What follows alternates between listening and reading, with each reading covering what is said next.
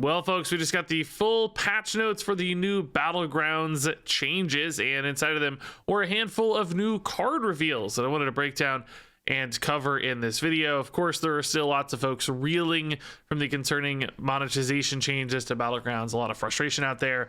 If you want to read my thoughts on the concerns around the new monetization system, there's going to be a link down in there in the description. Again, in this video, though, we're going to talk about the cool new content on the way, which sadly is overshadowed by people's frustrations with the monetization, and rightfully so. That said, still some cool cards here to work through, because the stuff like Tortolan Blue Shell, as you'll see behind me, is pretty awesome little card. Oh, also, quick note in case you didn't watch yesterday's review, I have not been playing Battlegrounds lately. This is not going to be a super in-depth, incredibly valuable analysis of how these cards are going to be utilized strategically in the meta. This is more of a, hey, look, shiny new stuff, and I'll do my best to offer insights as a former 8, 9, 10K player in the world of Battlegrounds. So the blue shell fellow here is a great comeback mechanic for Battlegrounds, which, you know, compared to a lot of other auto battlers, I've always felt like Battlegrounds didn't have quite as robust of a comeback mechanism in place, but this is a cool one. This is a tier 5 unit. It's a 4/7, and it reads, if you lost your last combat, this minion sells for 5 gold. So you can buy this for 3 and then sell it back for 5, netting yourself a couple gold, allowing you to maybe squeeze in some extra refreshes and so on. There are also, of course, other advantages to just playing out cards or adding cards to hand. So you might be able to use this while you're cycling through stuff to power or empower other cards. Like there's the new Theatar card we're going to talk about a little bit here that just benefits from playing neutral minions, non-typed minions, and this is one of those. So you can see some builds coming together, but even just everybody can use the Tortolan Blue Shell as long as you lost your last combat. So pretty nifty little, you know, nod to Mario Kart here with the blue shell that you get when you're behind. And I think ultimately an interesting design to Battlegrounds that opens up different lines of play. Losing intentionally, sandbagging a little while ranking up becomes far more interesting when things like this exist as a reward. Well, let's go ahead and talk about Team Master Theatar here, since I brought him up. This one got revealed yesterday, but new tier 6 unit. It's a 6/6, and it reads, after you play a minion with no minion type, give 3 friendly minions of different types +2/+2. So a little bit of a small menagerie encourager here. You don't need like a full set or anything, but if you have 3 different friendly minion types, you know, just a Cave Hydra tossed in as a beast, for instance, along with a couple other key units, then this guy can start buffing them up pretty quickly by cycling through non-typed cards, like maybe the blue shell, for instance, from before. That could be a great way to get a like pseudo APM pirates thing happening, but with non-typed APM cards instead to feed up for some buffs. It's really hard to predict how something like this is going to work in practice, but I always love the menagerie builds in Battlegrounds, and I could definitely see myself trying to build into some fun Team Master Theatar options. Lose early, get some stuff, and start going crazy with blue shells. That sounds like a fun game plan to me. So next up here is Rindle the Mr. Mime. This one also got revealed yesterday. Tier 4/4/5. At the end of your turn, steal the highest tier minion from Bob's Tavern and steal 2 when this guy goes up to golden. And yeah, this just seems like a lot of free value and potentially sniping some pretty key units as well from time to time. They're going to be the best thing on board, at least from a tier standpoint, which, you know, may or may not be useful for your particular build in a given moment. But if you're just trying to define a build or sneak out an early 6 or something, this could be a way to do that with Rindle, and then just giving you lots of value passed back all along the way. So trying to set up shops where this one makes a lot of sense, but also just reaping the benefits over time. All of that sounds really interesting. And by the way, stealing, just to confirm, that is the minion gets added to your hand. It's not like it's pulled into your warband immediately, but it gets added to your hand. So anything like battle cries, for instance, will still be useful for Rindle. Now, you know, there's probably an aspect of this where it gets diminishing returns over time, not from the pure gold efficiency standpoint, but from, like, you know, as I'm starting to refine a build, random stuff is going to be harder and harder to line up as a great steal for Rindle, which you know, might mean you ditch out of this one fairly quickly, but still could help you kind of pivot or make some power plays in the mid game, I think, which sounds pretty cool. I like this card a lot. Speaking of liking cards a lot, this is awesome. Treasure Seeker Elise coming to Battlegrounds, a new tier 4 non-typed. Again, after you refresh 5 times, find the golden monkey. And the golden monkey, what that means is it's going to be added into your shops as a tier 1 6/6 that is always golden. So anytime you buy it, you get a golden discover, so you can play it and discover a minion from a higher tier. So it's this way to just fuel a bunch of discovers of big powerful stuff. So get to tier 5, get Elise active, and you're just discovering 6 drops every time you buy the golden monkey. Now, they didn't totally disclose the rates at which it appears, but if it is a tier 1 unit, there is some indication that maybe it will appear as if it were a tier 1 unit, which is actually fairly often. I think you'll find your way to quite a few golden monkeys in this world, and that might create some absolutely crazy pop-offs of Elise, especially if you get lucky. So I think this sounds so freaking cool. I'm really excited to try this one out. Cannot wait to get Elise and see if we can do some crazy monkey shenanigans, because I love this style of thing. And it's kind of a new style thing for Battlegrounds as well, a quest of sorts, but built into minions as opposed to hero powers. That's awesome. Next up here for dragons of the Amber Guardian, and just to note, there are going to be some changes to the minion pools. I'm not going to break all those down in this video. I just wanted to take a look at the cool new stuff. That said, there is a link in the description to the full patch notes, so you can see how, for instance, dragons are getting shuffled around. Demons in particular getting a lot of different shuffling around. So some significant changes coming to minion pools. Keep that in mind as I'm reviewing some of these cards. Things that you might think are reliable synergies aren't necessarily going to be there, although I think Terragosa will stick around, so that's a cool combination for Amber Guardian here. New tier 3 3/2 start of combat, give another friendly dragon +3/+3 and divine shield. So this is a nice little combat buff, giving something divine shield temporarily, unless it's Terragosa, which will give it to it permanently, which of course that's great. If you get a couple Terragosas, get those permanent divine shields rolling. Obviously there are other ways to do that as well, but Amber Guardian is an additional way. And beyond that, I feel like this is just a nice little tempo card. You know, get some stats, get some divine shield that's going to help you in the mid game, take some favorable combats for sure, because divine shield can be such a powerful tool. And we're going to see one other minion in particular that's going to be scaling the attacks of your dragons fairly well. So having divine shields with scaled up attacks is a particularly powerful combination. In fact, here it is, the tier 2 Nether Drake, a 0/5, which reads at the end of your turn, give your dragons +1 attack, or of course +2 when golden. That effectively makes this a 1/5 for its first combat, that then starts to get bigger, you know, fair rate with a +1. I think goldening this will be fairly easy as well, of course, as a tier 2 unit. And of course, this is a nice tempo play for dragons, helping them get into the mid game more safely. If you get divine shields on top of this, you start to look really happy, because that attack does so much work when protected with low health totals behind that divine shield. All of that probably helps you get into your sort of Calicos late game scenarios without absolutely getting murdered. Sometimes I always had trouble finding that pivot point, like you just kind of died before the Calicos really got started stabilizing.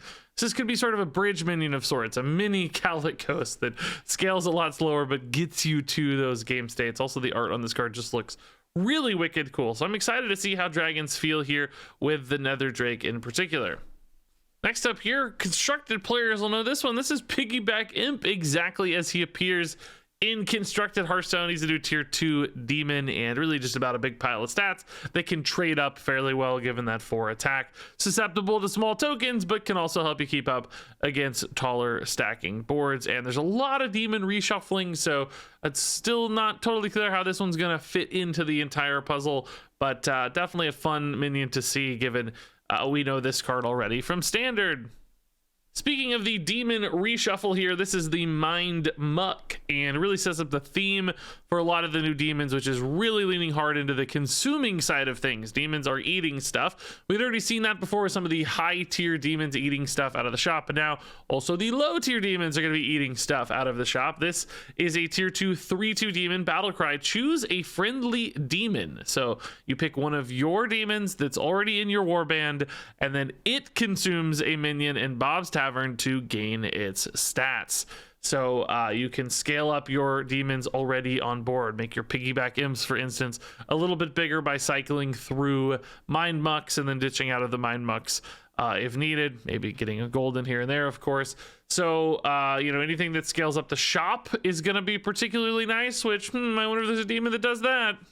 Oh my god, what do you know? The Legion Overseer, new tier 3 demon. Minions in Bob's Tavern have +2/+2 or +4/+4 when golden. So yeah, the stuff you're eating gets bigger when you have a Legion Overseer. So you can buff this guy up with your tier 2, and he's making everything in the shop bigger, scaling his buffs faster. Pretty darn cool little combo. I also think this minion has some fun, you know, just like grab this if you're a mech build and get some bigger Divine Shield minions, right? Just small little buffs like this. This could be something that you know, kind of hang on to for a few turns while making some great purchases until refining your late game build. You could see this popping up in a lot of different sort of scenarios where it's like, yeah, okay, a 4/4, that's fine. I'll take it for a minute, get a couple good buys out of it before I dip out of it. I could see that being a real thing, which might make this a little bit overly contested for demon players. I may have a harder time finding the Legion Overseer if other people are finding utility out of them as well, but still a really cool minion. I like this style of play a lot. I think this will be a very fun one to try to make work well. Oh yeah, there's also the Picky Eater, a new tier 1 consuming demon. This is a 1/1 with Battlecry. Consume a random minion in Bob's Tavern to gain its stats. So when you're buying this on turn 1, if you want to play it immediately, you're usually going to get like a random 1-cost minion with a +1/+1 added, and depending on the state of the shop when you do that, you might just get like some free stats effectively compared to another 1/1 you would have just purchased for its body. There are obviously some low rolls as well, things that are like getting part of their value off their death rattle, for instance, may not scale especially well with the Picky Eater, but could just be an upside early in the game. Potentially. Now do keep in mind the Bubblet is rotating out, so there's no 5/4 for this guy to eat really early and just snowball like absolute craziness, but still an intriguing little minion too that you have some decision points like waiting to use this later until you get a bigger shop, just kind of stocking up for a big swing somewhere down the road. But cool minion for sure. I think this one looks very, very fun yet again. This consuming archetype for demons seems like it will be quite enjoyable. All right, so we got a new pirate too. The First Mate Pip, a new tier 3 5/4 pirate. It means you only need 2 copies of this minion to make it golden. So this has been a theme popping up in some of the quest lines and beyond, sort of Zephyrus of old. And it's kind of a cool idea for pirates for sure, because if you're cycling through a lot of pirates in an APM pirate build, you only need a couple of these to get it golden, and then, you know, find more awesome discovers, find more Hoggers, more Elizas, whatever you're looking for. Pip helps achieve that, but also the kind of card that a lot of people will probably just grab one, and again, like, okay, it's a 5/4, I'm gonna hang on to that for a minute because it doesn't take much to triple this out, triple this out. So I think this could be another hotly contested unit for sure, where people are just trying to grab a couple of these to get that really cheap, easy golden unit. So I like stuff like this that spices up Battlegrounds lobbies a little bit. Extra minions to keep an eye on, even if they don't necessarily fit your build, can still offer some really powerful utility. All right, so that wrapped it up for the minions, and instead of just being totally lazy here, I'll pull up the patch notes and show you guys also the minion changes here. Kooky Kim is Steward of Time, Bubblet, Silverback Patriarch, Icky Imp, Nathrazim Overseer, Soul Devourer, Briny Bootlegger,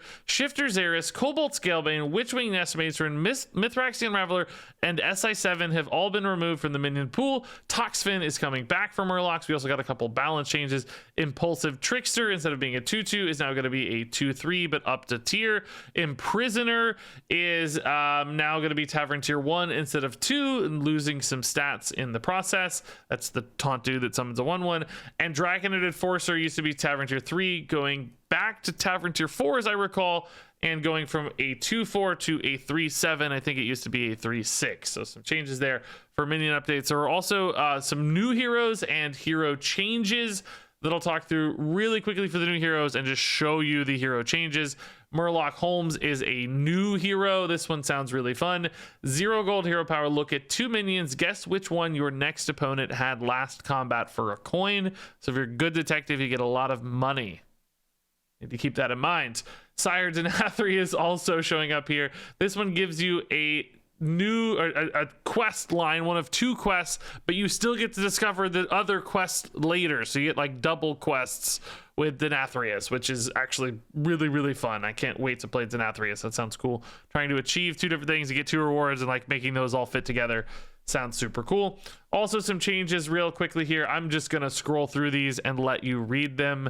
Never mind, I'll read them. I'm not that lazy. Rakanishu used to have a 2 gold hero power that gave a friendly minion stats equal to your tavern tier. Now it's a 1 gold minion, 1 gold hero power, but it gives the minion stats equal to its tavern tier. So it scales based on the minion, not based on you. Patchwork used to have 55 health. Now he's gonna have 60 health. I love it. I believe that's how he started, if I remember. Vandar Stormpike got a redesigned passive hero power here. Now on Avenge 2, it's going to give your minions +1 health permanently, all your minions. Drekthar basically got the same treatment. Avenge 3, give your minions +1 attack permanently, all your minions. And Arana got a cool change. Bob's Tavern will now always replenish to 7 minions, such as after buying a minion. So you don't have to like fully refresh. When you buy something, it's going to immediately pop back in. There will always be 7 minions there, which is really, really cool. And then also Fungalmancer Flurgle, his passive is now after you sell 4 minions, get a random Murloc. So big change there for Flurgle, wasn't it? Well, it used to be 1 and then it was 2. I can't remember all the changes for Flurgle as a non-Battlegrounds main, but yeah, after you sell 2 minions, add a random Murloc to Bob's Tavern. Oh, in this case, it's not added to the tavern, you get it, but you have to sell 4 minions to do it. So both a functional change and a numerical change as well. It's no longer something you have to purchase. Okay, interesting. You just get it in hand. So neat little change there to Flurgle. Sky Captain Crag is not getting a text change, but the piggy bank can store over 10 gold, which also references a bit of a mechanical change. Any hero can now also go over 10 gold at any time. They don't stay above 10 gold. They don't retain extra gold, but if you like start your turn by selling a minion, you'll go to 11 safely, preventing millions of future Regis misplays in the process. Galewing also got some changes here. His old passive in 1 turn give your leftmost minion +2 attack. Now it's going to give your leftmost minion +2/+1, so a little bit of a health buff there. Also, the old passive in 5 turns, your next tavern tier upgrade costs 5 less. Now it's going to cost 6 less for Galewing. And those are the hero changes for Battlegrounds. There's also a bunch of mercenary stuff in this patch. This is a Battlegrounds review. We don't need to talk all this, but I will of course link this in the description below if you want to read the full patch notes. Nothing absolutely groundbreaking or crazy, except maybe in-game reporting is coming, which sounds really awesome.